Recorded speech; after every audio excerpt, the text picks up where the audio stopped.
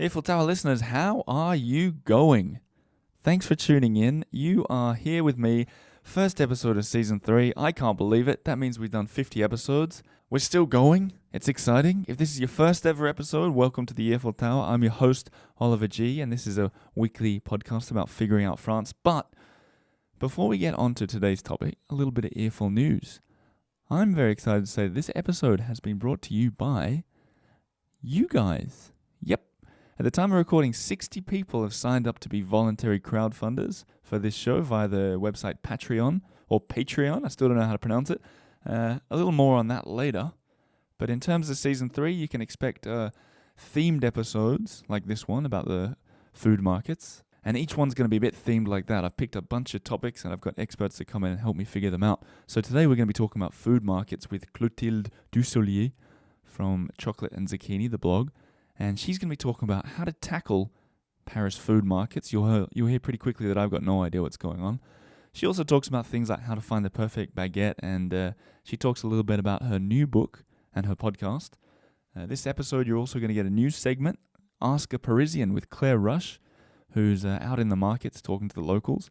And don't forget to hang around at the end for a story from tour guide Richard Naham, who talks about how Paris food markets are the best spot for people watching. And he also tells us the one Paris market where you can find George Clooney. Anyway, Season 3, let's get into it. One man, one country, one red scooter. Here's the Earful Tower with Oliver G. Clotilde. Yeah. Am I saying it right? You are absolutely Dussolier? saying it right. Dussolier. You don't pronounce the R at the end. No. Is that kind of like the name Clovis? Is it like the female version of Clovis? It's not the female version, but it was Clovis's wife. Oh, right. Yes. Queen Clotilde was the wife of King of the Franks, Clovis. not Absolutely. King of France. See, I've learned something after 2 seasons on this show. Yes. But firstly, I am so thrilled that you're my first guest of Season 3. Thank you. It's an honor. Yeah. Little known fact, you've been on the show before.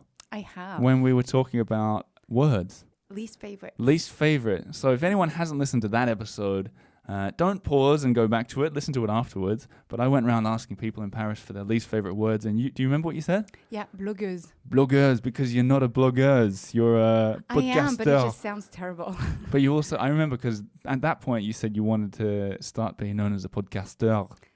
Because it would be podcasteuse. Oh my God, my imagine, French which is not, atrocious. Not much of a step up. No, but you started the podcast and it seems like it's going pretty well. I did, yeah. So the podcast is called Change Ma Vie. Change Ma Vie. Personal development podcast. And it's in French.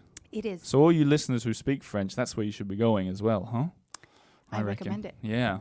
But obviously I've introduced you before you came in, but you are, I would say the queen of cooking in Paris. Maybe you wouldn't use that I phrase. would not. No. I would not. But you've been around for like when the internet was a baby. You're blogging in English, and this is something we got to talk about when we get to know you in a second. But first, we want to talk about the theme of the episode, which is food markets. Yes. Now, some people are afraid of like ghosts. Some people are afraid of the dark. Me, I'm afraid of French food markets, and that might sound silly, but it's true. I wonder if you're afraid of people who keep the stalls at the food market vendors rather than food markets.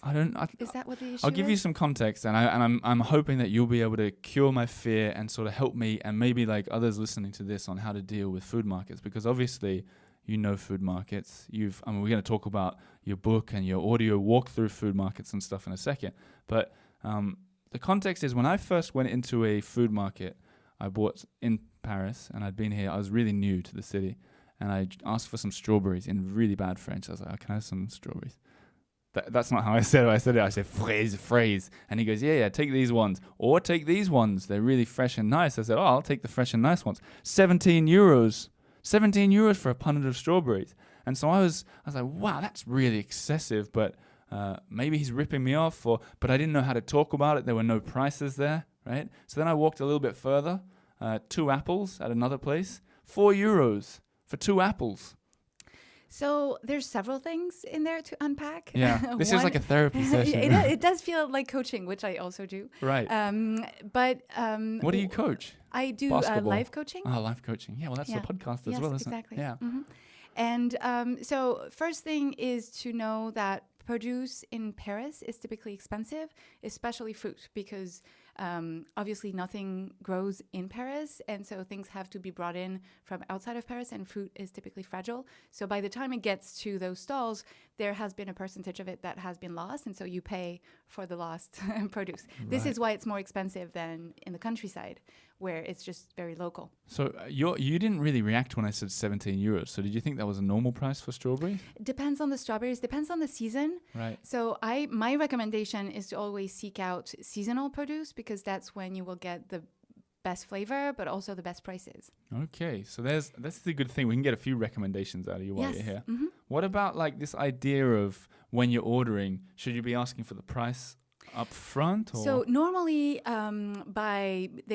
vendors have a legal obligation to display the prices in a very legible way. They also have an obligation to show where the produce comes from, so you know that whether you're buying Belgian strawberries or Spanish or French. In France, they typically specify the region, so you know if you're buying strawberries from Brittany or from the Perpignan or something. Where's Perpignan? Perpignan's in the south. South, yeah, okay. And but sometimes what happens is that if you go early, the vendor might not have had time to put up the prices. Yeah, okay. So then you would not have the prices, but normally you should have prices. You want to pay attention to what the price says, because whether it says the price per kilo, which is like a little bit like 2.2 pounds, or if it's the price per basket. You can tell that you write recipes by the way that you're translating your kilos into pounds. This Yes. is cool, yeah. Yeah, that's an oft-used translation. Right. Yeah. Mm-hmm. Okay. Well, I mean, what else? I mean, so I'm walking down there. Should you compare between other people's? So what I usually do, and what I recommend people do, is if you can get there early, as early as you can without it being torture, you just have more space to yourself and more time, and it just feels a lot less rushed and stressful. So get there early, and then do just a simple walk down, and take in everything. Look at things, pay attention to what things look like, what is present on different stalls. And I think there's real value to following your intuition to a certain extent. Mm-hmm. Sometimes you just feel pulled towards, just something looks beautiful to you, and then you should just go and buy it. But it's nice to do first a walkthrough, just to get a sense of what's in season, what people have, what looks good where, and then you can walk back and buy the things that you feel are the best options. That's good to know. That's a good tip. The walkthrough, like when you go to a... Yeah. Also, it just you just get a feel for what the place is like, and you kind of establish yourself as a shopper who is not just going to rush into a purchase. You just want to be the wise French person. It's like Robert De Niro in Casino. You got to walk through your casino. Yes, yeah. Yes. It's like a market. It's like a casino, obviously. Channel De Niro. Channel De Niro. Hey, when you said go early, how early is early? It depends on the markets, right. Because it depends on the neighborhoods and the kind of people who actually go to that market. So, for instance, when I go to the market, it's usually the market at the Batignolles on Boulevard des Batignolles, which is an organic market on Saturday mornings. And this one starts fairly late for a market. And so if you go there before 9, stuff is not going to be set up. Okay. So don't go there too early. But if you get there, you have to get there around 9, between 9 and 9:30 is the sweet spot. But for other markets that have a population of people who get up more, earlier, then you might want to get there before 8:30 or 9. I've got once on this show, season 1, I had David Leibovitz. Ah, yes. And we talked a little bit about markets, and he said go to the same marketeer or vendor all the time so they get to know you. Do you think that's a good tip? It is. It is for every any kind of food shop that you might go to, whether it's an actual shop on a market street or a vendor on a market. But before you do that, don't just pick someone randomly. No, right. You might want to take just a little time to try 2 or 3 that look good, and then decide where you get the best mix of the quality of the produce, the price, and the relationship. Just the tone, the way that they talk to you, and it's all how cash. welcome you feel. Cash is key. Yeah, absolutely. Yes, okay. Yes. Don't bring in your credit card. They're gonna laugh at you. No. Okay. Also, like a casino, you got to splash your cash around. Yes. Speaking of tips, I'm excited to say in this new season we got a new segment we're going to have sometimes. Yes. So I'm going to throw it over to the field. In a market, we got Ask a Parisian with Claire Rush, and she's going to be asking people for tips on why they go to the market. So we'll just have a little listen to this. Hey guys, I'm at the market and I'm surrounded by cheese, fish, and oh God, was that a cockroach? Anyway, here's why Parisians come to the market. Fish, because it's fresh, because you know where it's from, and you've got a choice. Meat, fresh eggs. Choucroute is a German dish. For me, it would be bananas. Do you have any tips for people who don't know Parisian markets? If you want to make good business, have some free stuff, can go at the end of the market. Anyway, gotta catch the next metro. Back to you, Oliver. So Clotilde, choucroute, what was that? Choucroute. So I don't even know what that is. choucroute is sauerkraut. So it's fermented white cabbage that is typically eaten in Alsace, so in the northeast of France, with charcuterie. So you have sausages, you have pork belly, different pork products served on top of the sauerkraut. And how do you pronounce it again? Choucroute. Choucroute. So chou is cabbage, Yeah. and croûte is crust. People call each other chouchou. Chouchou. Yes, yeah. What does that mean? Chouchou- Cabbage? So chouchou is either a teacher's pet. So le chouchou de la maîtresse, c'est the teacher's pet. But you can also talk to kids and say les chouchous, which is kind of like, sweeties. Yeah, right. It's just an affectionate. How do you say owl? Hibou. What's chouette or something? Chouette is, we have two different, I'm sure this gets a little technical in terms of all right. ornithology, Yeah. but it's kind of like this, I've always thought of the chouette as the female owl, right, which is okay. probably not accurate, but Fair enough. Fair We're all enough, here yeah. to learn Yeah. something, right? Speaking about language, sitting in front of me in English is your new book. yes, Now, this is a beautiful book. thank you. Tasting Paris, embossed, big letters on the hardback cover. You're looking excited. I am. You must be. This is like your new. I just got this copy like 2 days ago, so this is fresh on our desk. Yeah, and what I like about it, I said to you when I held it, 100 recipes to eat like a local. Firstly, I love lists. 100. That's going to get you through. I mean, you could cook one a day, and it'll get you through 4 months or something like that. Three and a bit. But it's all in English. Did you Yes. do it in French and English or what? No, this is just in English for now. So this is my 5th book. 5th book. I know. Congratulations. Thank you. And all of my books have come out in the US first, Right. just because I started my blog in English first. And so this is where the opportunities came from initially. And writing a book for the American market is also, in terms of reach, it just makes more sense than writing it in French, which is a much smaller market. Right. A lot of Americans listening to this show, I can tell you. Well, I love my Why should they? American Why should they buy the book? So this book, Tasting Paris, is a book that I've written to give people a sense of what real Parisians actually eat. So it's really... Choucroute. So there isn't a recipe for No. choucroute in there, just because it's something that people might eat but not cook. And so this is a cliche-free look at how Parisians actually eat in their home or at restaurants. Right. And so it's very approachable recipes for every moment of the day. So it's organized by morning, lunch, afternoon, pre-dinner drinks, and then dinner. Yeah. And so it's recipes that are inspired by some of my favorite restaurants, inspired by things that I've eaten at people's places. And many of them are a nod to all of the immigrant communities that make Cool, Paris yeah. so multicultural. Sure. And so, 100 recipes that I've all developed and thoroughly tested and have been tested and retested and retested, because that's the value of a cookbook. Right. And there's also it's cheaper to pre-order or something. What's the deal with that? So it's not cheaper to pre-order, but so the book is coming out on March 20. Yeah. It's available wherever books are sold. And if you pre-order the book, which you can do on any online We're gonna have the bookstore, link in the show Yeah. notes. Yeah. you can claim your free bonus to thank you for placing a pre-order as a sign of support for my work.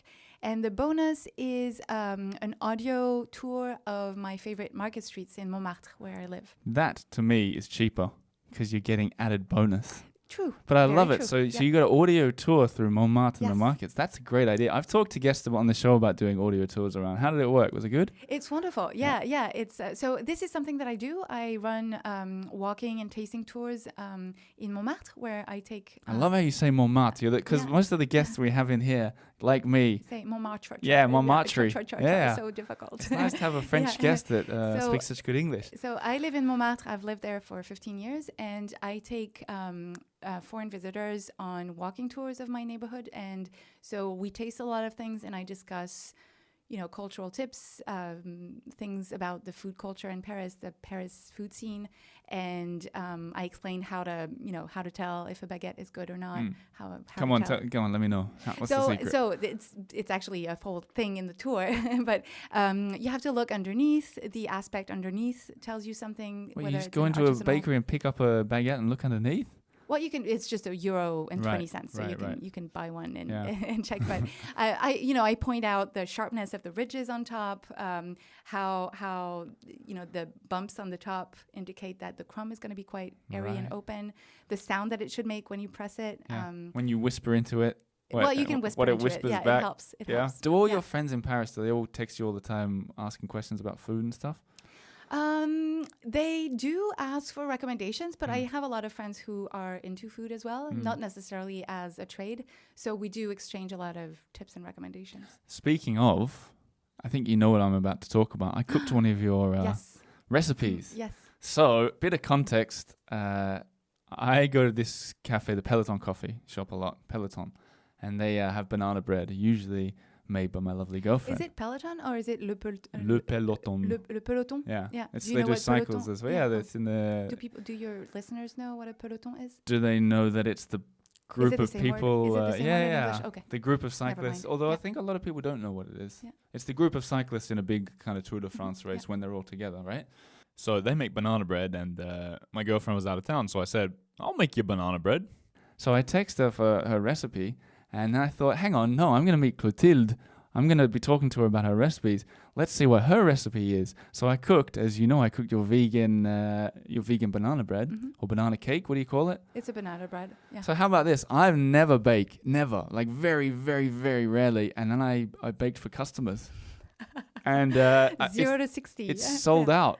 Sold out. It went. Okay. I cooked 2 of them. Cool. Really easy to follow. Good recipe. Cool. I was really nervous making it, but it got me thinking. When you're writing recipes, how the heck do you write a recipe and get all the because some things in there were 15 mils of this. Do you start with 20 mils and then go, nah, I got to cut that down to 15? How does that work? So typically you don't develop a recipe completely from scratch, and so either I start with a recipe that is, sometimes it's a family recipe, sometimes it's a recipe that a chef has given me, sometimes I want to make something, and so I look on the internet for all of the recipes that I find that look good.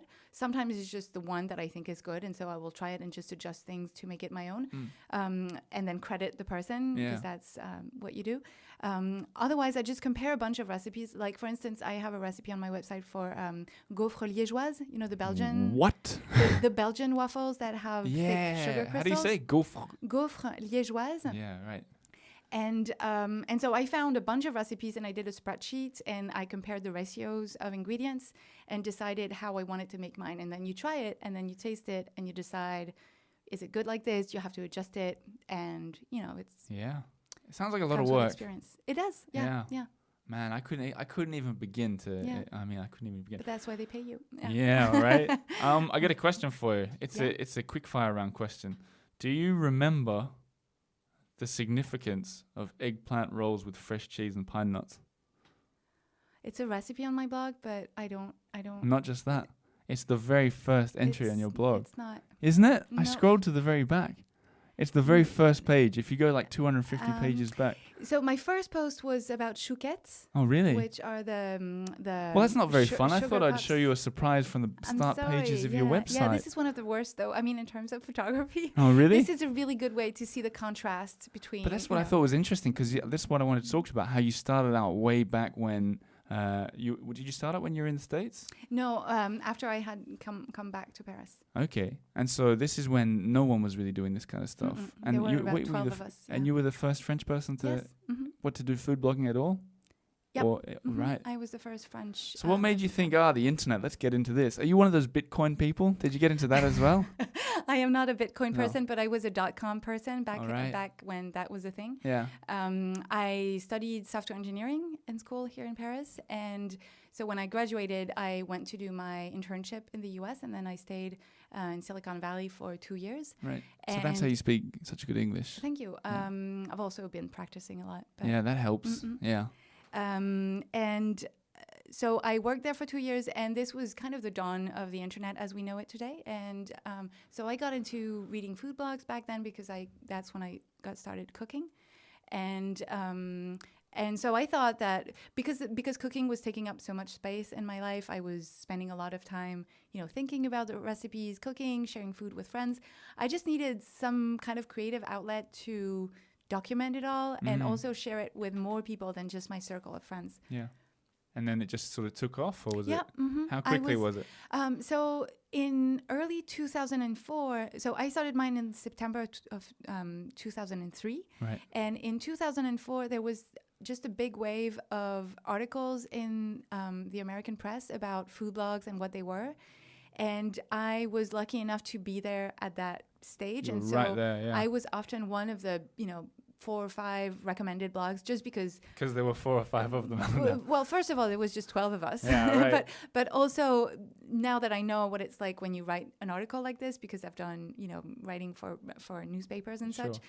It was just a nice fit to have the French girl. Yeah. It was also the Amélie days. Oh, wow, and yeah, of I had course. bangs back then. So you were like the which is Amélie of food It wasn't blog. a branding decision, but I just fit nicely into their selection. Yeah. And so this kind of snowballed into a lot of new readers. Well, that's kind of like, I think that's kind of what's happening with podcasting now, is that a lot of people are starting to do podcasts. And even in Paris, there are a lot of podcasts Yes. starting in Paris. I think I'm it's so really excited about exciting. that, I think it's great. And I'm really happy to be there from, especially in English, to be there at the start. And every time I hear people are starting podcasts, I'm like, great, yeah, keep them coming. Yeah. So we're talking about this before we turn on the microphones. Your podcast is very, it's impressively done. Like Thank you. it's really like you nailed it, basically. I mean, my French isn't perfect, but I listen to it. I'm like, okay, this woman knows what she's doing. So I'm going to ask you, what do I need to do? How do I make mine a success? What's the secret? So I think what people tell me about Change Ma Vie is that they like that it's a short format because most podcasts are pretty long, and That's mine true. is about 12 to 15 minutes. Right. Like an allongé. Yeah, like a filter. Yeah, like a filter coffee. Yeah. Not the whole coffee pot, just a mug of. And filter coffee. other people's are like a Starbucks, like venti grande, Yes, yeah. 3 hour But long. it really depends on the format. I decided to kind of do a little concentrate on a single topic, but it's not conversational because it's just me hosting. So it's just a different type of format. I actually listen to a lot of long form podcasts, which I enjoy also. People resonate with my voice quite well. I mean, this is something that they often comment on, and it was a surprise to me because I have never. I mean, I didn't think to myself, oh, I have this great voice. Yeah, right. I have a voice made for radio. Though I will say that I've got a face made for radio. exactly. Unfortunately. No, you don't, Oliver. Humble bragging. I started out wanting to be an actress. Okay, right, cool. And so I like that it's kind of looping back to What my I love early how you passion. started Yeah. wanting to be an actress, then you went into software engineering, yeah. and then you're like, I'm going to do some cooking and make that into a blog. Hey, let's do podcasting. You should have got on the Bitcoin thing. Yeah, well, I'm still thinking about Yeah, it. right, okay. There might be some opportunities But there. all these things you said aren't going to help me. I can't change my voice. What about asking for reviews? That's something that's important. It is. Can you guys leave a review? Is that how you do it? Can you just leave a Well, review? it's just this idea that for a podcast to gain momentum and to gain traction, you have to have new listeners all the time. And one of the ways that you get new listeners on a podcast is by being recommended by iTunes or But, their podcast app. And that's at the very start of when you start your podcast, right? Yes, but also after that, as you go, their algorithm, it's like all social media stuff. The algorithm values people who create, who draw attraction, who draw interest. And so if you leave a review, you're kind of telling iTunes, well, this is worth my time because Cool. I'm taking 2 minutes to review it. Okay, guys, I hope as you're listening, you're leaving a review. But I'm not going to beg for it, but it's a nice idea. Okay, well, thanks for the tips. So you're giving me cooking tips, market tips, and podcasting tips. I'm loving it. But time's running out. So I'm going to have to ask one last question. and I want you to take me on a journey. But I'm going to ask you for the best market in Paris. No ties, no second place, just the one that everyone should go to. So to me, as a Parisian, definitely the response would be whichever is closest to you, because Parisians don't cross Paris to go to the market. They just frequent their local market. Sure, of course. And I think there's 80 plus open air markets in Paris. So don't go, taking the metro to go to a market. This is not a Parisian thing to do. No. The one that I like best is the Batignolles market. So that's in like northwestern France, Yeah, right? so Not Paris, not France. God, that would be a long I don't commute take for the your train groceries. to go to the green market. It's outside the Rome metro station. Yep, okay. And it's all organic and a lot of actual farmers, because most food markets in Paris are retailers. So they get their stuff from Rungis outside of Paris, which is a big wholesale food market, and then they bring it in. Is that how you pronounce it? I've only seen the word Rungis. Rungis. Yeah, I always thought it was Rungus. Yeah, nope. Like that fungus. sounds like That's why I never went there, right? Yeah, it doesn't. It's not really worth a visit because No. it's a wholesale food market, so it's not very charming. But at the Batignolles food market, there's a lot of farmers who actually come in and sell their own produce, which is, I think, just emotionally and economically more beneficial to buy straight from the producer. Right, cool. Okay, good tip. I'm going to check it out. I mean, but can you check it out as a tourist, or is it more like you got to check it out if you're living in the area and cooking? No, if you're just visiting, you can definitely go. There's some prepared foods that you could buy and then have a picnic at the Parc Monceau, which is nearby. Oh, what a lovely park. I love that park. Yeah. Best park in Paris, I would say. Okay, great tips. What I'm going to do with your tip, for you listeners who listen a lot, is I'm going to put it in this. You know, Clotilde, I've written a guide to Paris with all the tips from all the guests I've had over the past year. 139 tips and counting. So yours is gonna be in there. It's all on patreon.com/the Earful Tower. All the notes will be there. But what I was gonna say is, before you go, will you hang around for some behind the scenes talk for Absolutely. Patreon members? Okay, Yeah. cool. Well, we'll do And that. if I may, can we include the link to the bonus for Tasting Paris? Of in course. The show notes? Thank you. Oliver. Those links will all be there. All the links will be there. And in Great. case, I will have said it in the intro, but chocolate and zucchini. Let's talk about that name for a sec before we say goodbye. Sure. I mean, that's an obvious question because, that's probably what. Yeah. But maybe people who haven't heard about you before thinking chocolate and zucchini don't go together. They do, actually. You can make a That's really what I was mean gonna say, chocolate they and do. zucchini cake. Yeah. Kind of like a carrot cake, except you use zucchini grated Yeah. in the cake. But the reason why I picked it is that they are two of my favorite things to eat. And they illustrate the fact that I'm very into seasonal, fresh produce. So that's the zucchini. And so for English speakers, zucchini is the word that Americans use for courgette. Courgette. What do they say in England? Courgette. Is that what they say? Mhm. I don't know what we say in Australia. I think we say both. I don't Courgette? know. Do you eat zucchini, in I Australia? think we say both. And we eat it. Yeah. Sorry. We've been known to eat it. And the chocolate illustrates my love for baking, and I am very passionate about good chocolate, very dark chocolate. There you go. And it's not chocolateandzucchini.com. It is. It works, but I have a short URL that's cnz.to. There you go. All that stuff is going to be on the site, theearfultower.com, on the iTunes notes. It's all going to be there. But thanks for coming in. It's really Thank fun you to so talk much, to you. Oliver. Thank And you. maybe I'll see you in the market in Batignolles one day. Who That knows? would be great. You're listening to the Earful Tower podcast. So I've just had Clotilde Dussoulier talking about markets, and now it's time for a new voice on the show. Richard Nahum, welcome to the studio. Hi, how are you? Pretty well. Now, see, you know about food and you know about markets as well. Yes. Because I was a chef and a caterer in New York. turned tour guide. Yeah. How For 20 years. unusual switch. Kind of, yeah. I mean, a lot easier being a tour guide. How so?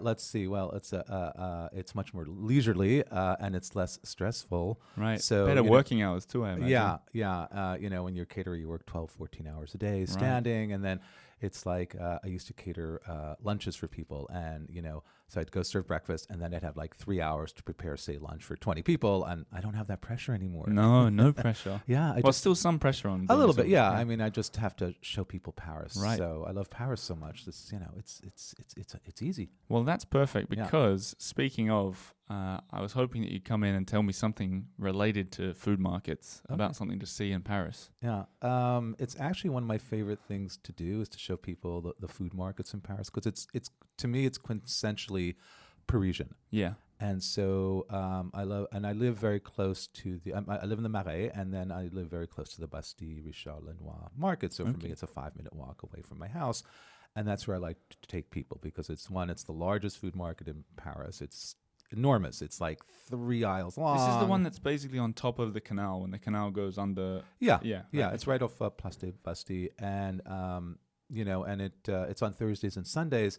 And it's so cool because it's also a flea market too, so you can get like everything there. I always tell people, you can get everything from avocados to pantyhose here, and everything else in between. You can get your furniture recaned. You can buy fresh seafood. You get your furniture recaned. Yeah, there's a guy there who like recovers your reupholsters your furniture. There's so much about markets I didn't realize. See, I'm just going, there's all the avocados. Yeah, no, it's if only I had some caned furniture that needed to be fixed. But a lot of Parisians would know about that market's existence, but do the tourists and stuff, do they have an appetite for that kind of stuff? Yeah, I mean, tourists. I think tourists love it because it's a real way to see Parisians. They're there with their shopping carts and it's also like great people watching. I mean, it was like so cool one day. I was there one day, and there was this woman wearing like 5-inch heels, and she had a mink covered card. And I'm going, okay, this is really covered like a shopping cart. Covered shopping cart. I'm like, what is she buying? Like caviar and what was she buying? So funny going, how long did you follow her for? And what was more amazing to me was I was watching her in these heels, and what's very funny is, it's very uneven. Like anybody could trip along there, or people will run you over the shopping carts. And I was just amazed that this woman in high heels could just maneuver. It was like she was wearing sneakers or something. Yeah, she knew what she was doing. Yeah, she knew what she was doing. So, and then there's another food market I like to go to sometimes. It's an organic one on Sundays in what do you call it? Boulevard Raspail. Okay. And that's like all the people from the 7th. So it's all these people again, like in fur coats and dressed up, and the men are like in suits, and it's an organic market. It's a little pretentious, and but they say Catherine Deneuve goes there all the time. Catherine Deneuve, the actress. Yes, the actress. Yeah. They said she lives in the neighborhood, and I'm going like, I've never run into her. I've always wanted to run into her. Do you ever see celebrities around Paris? I saw Barry Manilow. Oh, yeah? Yeah, I saw him on the Place de Vosges. You were very excited when you said that, then. Yeah. Well, actually, my client was screaming. Yeah. She was going, wow. Barry Manilow, oh my God, he's my favorite. So hang on, speaking of celebrities, isn't there a celebrity connection in the Richard Lenoir food market? Yes, there is a star. Okay. In his own right, in the Richard Lenoir market. Okay. It's the Salt Man, and the Salt Man doesn't sound like a star. Well, he is, because he calls himself. It's this crusty old man.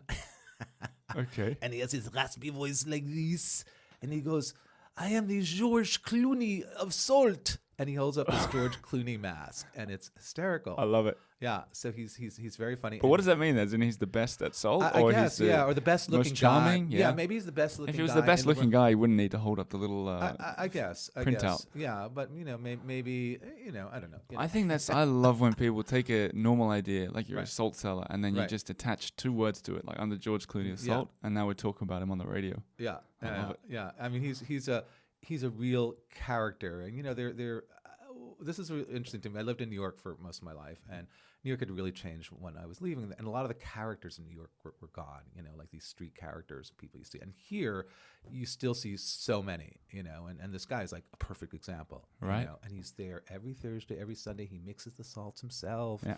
And he goes, "Oh, these are my babies." He shows the salt, and he's obviously very passionate about it, but he's just... he's just really funny. So that's something I never considered. People watching at the markets. You, Richard Nahum, you do tours that include the markets. Yes. And we're looking at I Prefer Paris. Yes. And that's not just I, as in the letter I. This is EYE. EYE, how my eye sees it. Exactly. I Prefer Paris or I Prefer Paris tours. Go and do a tour with them. Mention the Earful Tower. I'm going to laden you with tote bags. Oh, thank and you. you just palm them off to people Okay. if they want to pick one up. All right, should I give George Clooney one? Or Yeah. I think that'd be great. Yeah. Let's give one to George Clooney. Okay. And yeah, you're going to hear more from your voice on this show. So until next time, thanks for coming in. Oh, thank you. And there you have it. Season 3, first episode over. So I'm going to do a little bit of an outro, inspired by Clotilde to be a bit more organized with this podcast. That was Richard Naham at the end. Book a tour with him on I Prefer Paris. I don't think I mentioned it there, but the tote bags, they're on me. I'm leaving a bunch of them with him. But Clotilde, something I want to point out is Clotilde was kind enough to hang around. We talked about Patreon. What is that? That's a little bit of a sort of crowdfunding effort that I'm doing. So she stayed around for 10 minutes. We did a quick fire round, and she talked a bit more about kind of some of the markets and the things that she mentioned in the show. She got a little bit deeper into it. Now, this whole Patreon thing, I think we need to address that so you guys know what it is. It's my effort of funding the show. So if you like what you hear and if you can spare a few dollars a month, maybe you want to buy the ultimate guide, it's all there on patreon.com/the Earful Tower. And I set it all up between the 2 seasons as a way to try and make some money for this show. And like I said at the start, I was really thrilled that so many people signed up for it. Now, the problem that I have is that I promised a big... In fact, I think I said I'll give you an almighty shout-out if you join. So this last minute is going to be my almighty shout-out to the Patreons, and I'm going to read out their names. Now, I don't know if using the Benny Hill theme music is going to get me sued, but that's how much you guys mean to me. So here's all the names of you lovely Patreons. Oh, and if you want me to read out a message to someone you know who's perhaps a listener of this show, send it along. I want to read out a few more letters. Anyway, big thanks to the following people. Brian Fitzgerald of the Golf Dr. Catherine Watt. Oh my God. Rachel Pilcher, Catherine Siegel, Kerry Guy Halfstrom, Eason, Melinda Huntley, Yolanda Elquan, Jose Guerra, Bridget McKenzie, Sandra Hennis, Laura Butcher, Michael Hutton, Mark Knight, Greg Albertson, Kyle Achalut, Joan Burns, Colby Fox, Julie Cook, Preston Everett, Michael Brock, Terry Cole, Heidi, Jessica, Courtney, Lacombe, Shelley Bittler, Marcy Tell, okay, I ruined that bit. Amy Climack, Mary Waterlon, Joanne Oakes, and Muddy, and Cole, Steph Clay, Anna Tinman, Leslie Riley, Ashley Guerrero, Jacqueline Rona, Ruchi, Kathy Bond, Nut, and Veronica Savoy, Catherine Gorman, Samantha Cantos, oh my God, Claudine Hemingway, Sheila Minor, Marty Bond, and Cheryl Masker, Joan Bigwood, Sarah Maxon, Mary O. Gilbert. Okay, that sounded horrible, but look, you stuck around to the end. And that's what you get. Thanks for listening to Season 3, Episode 1. We'll be back, I think, Monday, every time from now on for future episodes. Talk to you soon.